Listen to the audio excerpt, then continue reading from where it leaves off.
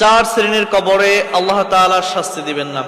আমরা তো প্রত্যেকটা মানুষ জানি যে কবরে যে শাস্তি রয়েছে, কবরের যে আযাব রয়েছে, এটা প্রত্যেকটা মানুষকে ভোগ করতে হবে। কিন্তু আল্লাহ তাআলা বেশ কিছু মানুষের জন্য এই কবরের আযাবকে মাফ করে দিয়েছেন, কবরের শাস্তিকে কমিয়ে দিয়েছেন। তার ভিতরে এক নম্বর, কবরের শাস্তি যাদের হবে না তারা হলো যারা প্রত্যেকটা রাতে সূরা মুলক পাঠ করে।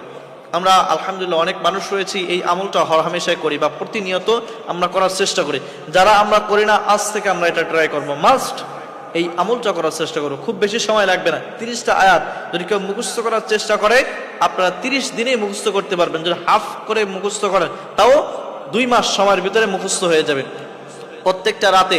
আর যদি 3 পৃষ্ঠার মতনও না, যদি আপনি পড়েন তো বড় জোর 5 মিনিট সময় লাগতে পারে। যাদের মুখস্থ আছে, যারা ভালো কোরআন পড়তে পারে, তারা 3 মিনিটও লাগবে না।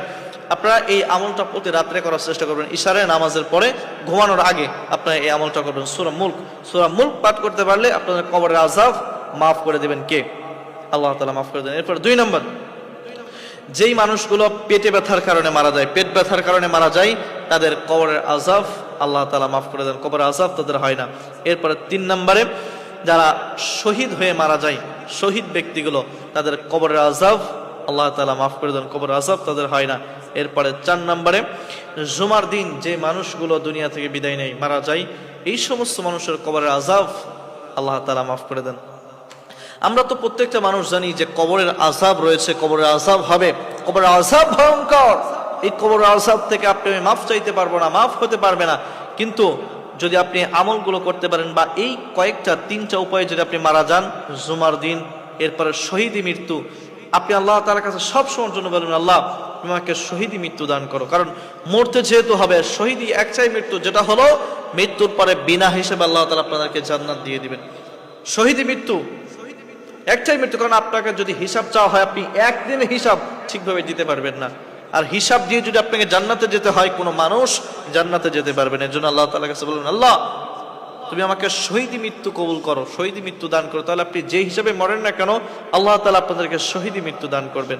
আর যেহেতু মরতে হবে, যদি সুতরাং আপনি যদি চান যে শহীদি মৃত্যু হোক, আল্লাহ তাআলার কাছে দোয়া করেন, আল্লাহ তাআলা আপনার দোয়া অবশ্যই কবুল করবেন। এই দোয়া আল্লাহ তাআলা আপনাদেরকে ফেরত দিবেন না। তাহলে শহীদি মৃত্যু হলে কি আল্লাহ তাআলা বিনা হিসাবে আপনাদেরকে জান্নাত দিয়ে দিবেন, কবরের আযাব আপনাদের মাফ হবে।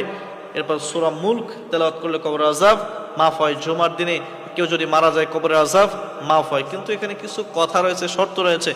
তো এই আযাব মাফ করার জন্য কিন্তু অনেক, কিন্তু দেখবেন যে খ্রিস্টান, হিন্দু, বৌদ্ধ, অমুসলিম, তারাও কিন্তু শুক্রবারে মারা যায়। তারাও কি তাদের এই যে আমলগুলো, যেহেতু শুক্রবার তারাও মারা যাচ্ছে, তাদেরও কি কবরে আযাব মাফ হবে? এরকম কিন্তু না। আগে কিন্তু আপনাকে মুত্তাকি হতে হবে, নামাজি হতে হবে, নেককার হতে হবে।